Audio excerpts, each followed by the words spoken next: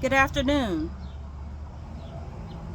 This week's card is card number 2, the High Priestess.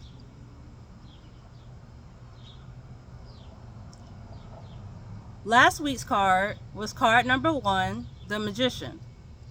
So now we're going in order to card number 2, which is the High Priestess. As you can see, she is sitting between two pillars. Also, she has a scroll in her hand, and she has a headdress on her head. Also, you see the crescent moon at her feet. Behind her is a banner depicting some type of fruit, maybe a pomegranate or a plum.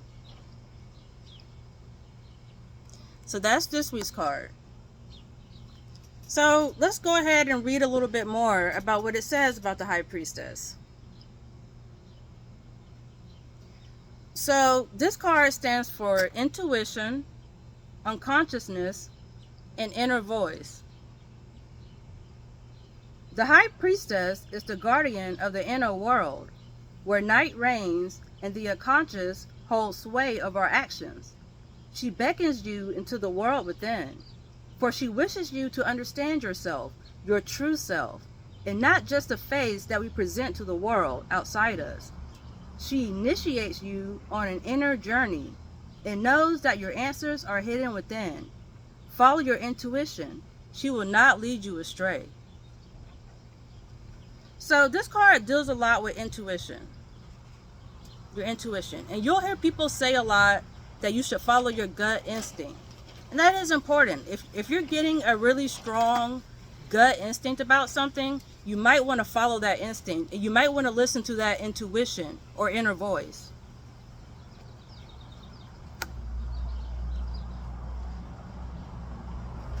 So let's go ahead and read what author A.E. Waite has to say about the High Priestess card. And we know that A.E. Waite is the original creator of the 78 tarot deck. So I like to go back to the source and hear what the source has to say about the material. You always want to go back to the source if you can. You want to hear what the main source has to say about something.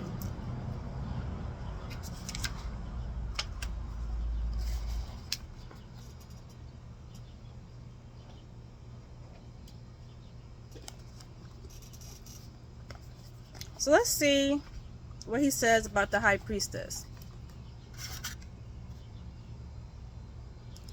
She has the lunar crescent at her feet, a horn diadem on her head with a globe in the middle place, and a large solar cross on her breast.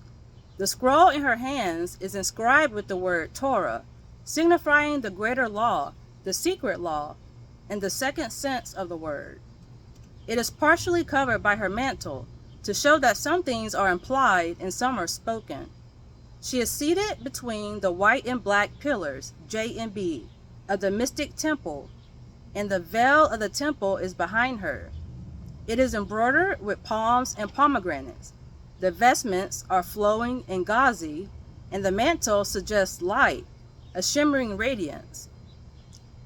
She has been called occult science on the threshold of the sanctuary of Isis, but she is really the secret church, the house which is God and man.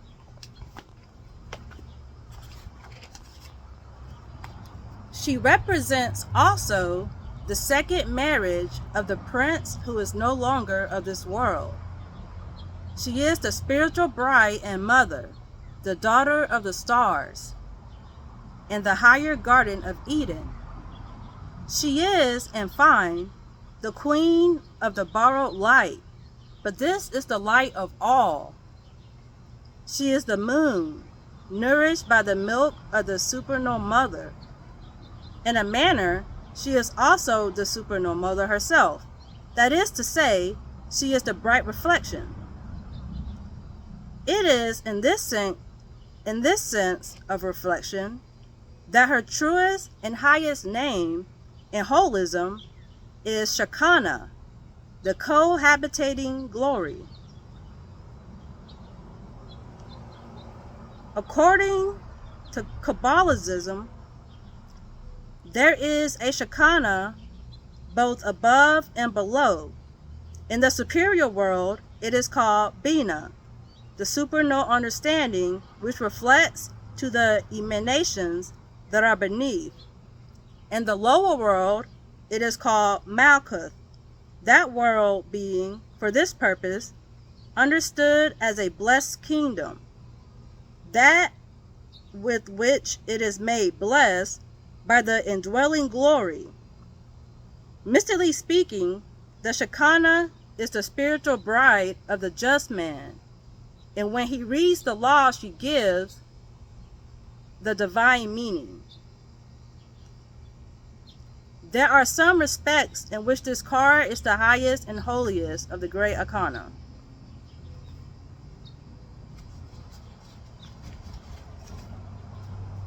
So there's a few things that jump out at me.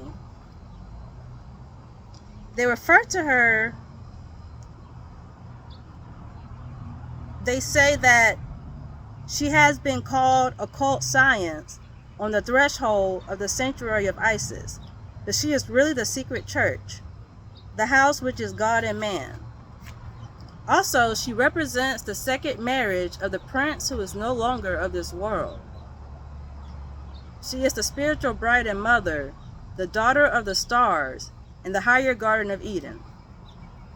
So that's something that jumps out.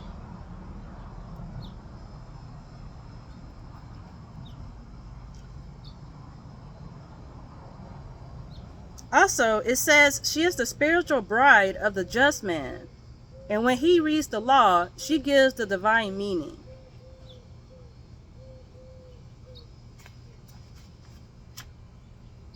And this last sentence says, there are some respects in which this card is the highest and holiest of the greater arcana.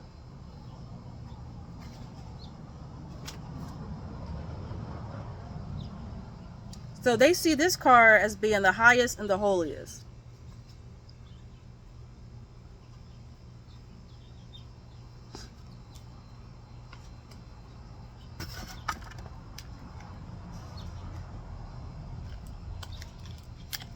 So last week, I was supposed to do a reading for the week, just so we could get an understanding of what our week was looking like. And I forgot to do it last week. So this week, I'm going to pull out 3 cards just to get a little look-see of what the week is looking like.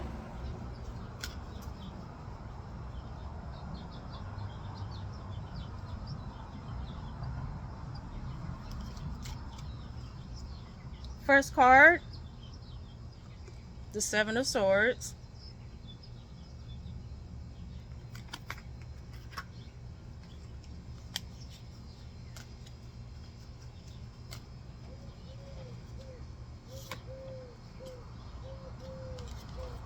Second card is the 6 of Cups.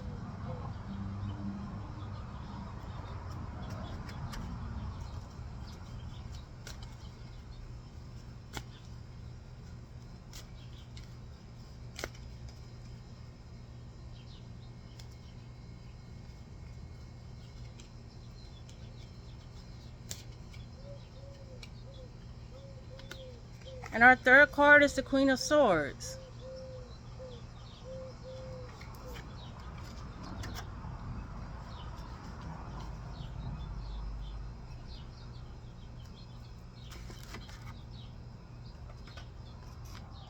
So this isn't a bad spread at all. Some people see the 7 of Swords as like a negative card because it has to do with trickery and deception. But I don't necessarily see that as like a negative thing, because it also stands for tactics and strategy.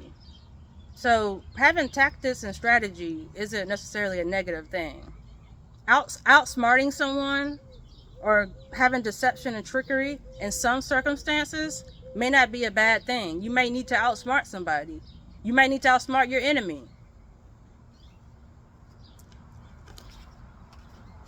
The Six of Cups has to deal with nostalgia and childhood memories, and also like family reunions.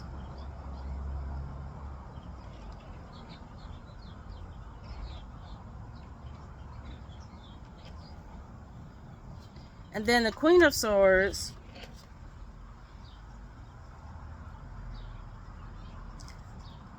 it says complexity, perspective, or perceptive, and clear-mindedness. Complexity, perceptive, and clear-mindedness. So she's very perceptive. So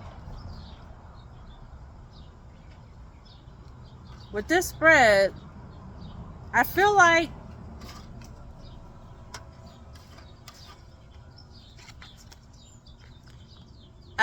it's, saying that there's trickery involved, there's deception involved, but there's also happy memories, familiarity, and perception, and clear-mindedness.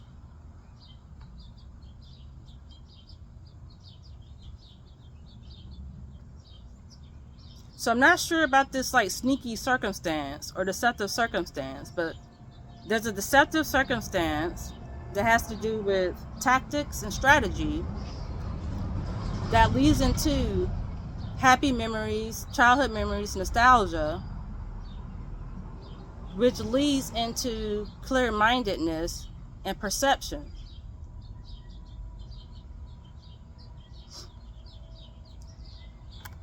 So I'm not sure how that applies to your life circumstance. Maybe there's a situation that will require you to be sneaky about something, or deceptive, or you might have to trick your enemies. You might have to trick your enemies, but it will lead to happy memories, nostalgia, and familiarity, which will lead you into a space and a mind that is clear, and your perception will be increased.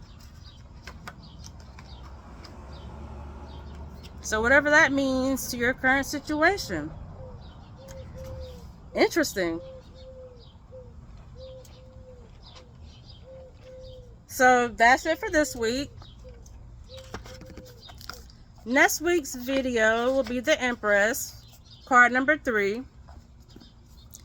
And just reflect on the card for the week. I will do the same. And I'll be ready for next week. I'll send you a little reminder on Friday about the card and what it's about, just to give you a little reminder before Monday. So I hope you enjoyed the video. Thank you and have a good week.